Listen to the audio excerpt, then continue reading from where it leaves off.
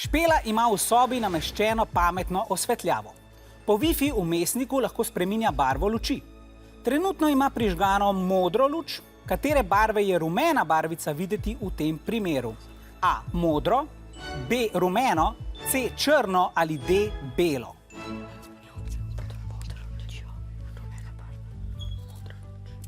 Dobro se posvetujte in odgovorite.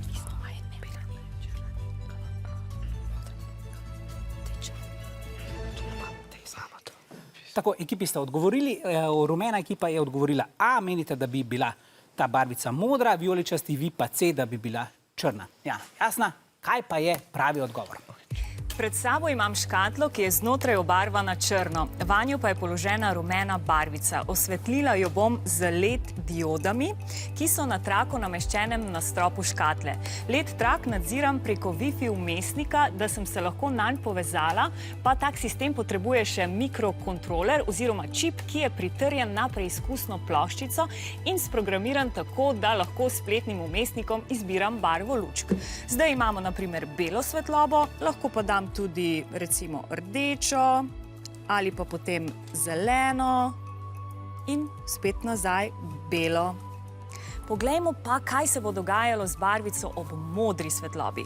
Režijo prosim, naj zatemni studio, da bomo res dobro videli. Tako.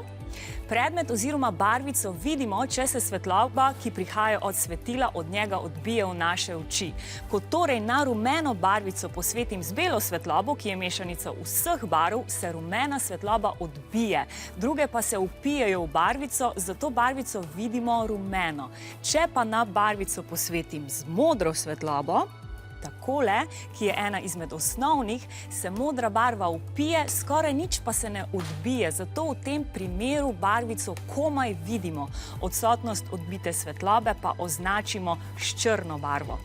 V tem prikazu pa ste videli tudi, kako si lahko z malo znanja programiranja, elektronike in ročnih spretnosti naredimo pametno osvetlitev sobe ali ambientalno osvetlitev mize in postelje. Pravilen je tako odgovor C. Tako da vijolični, oziroma tukaj ste vijolični, čestitke, vam pa srečno naprej.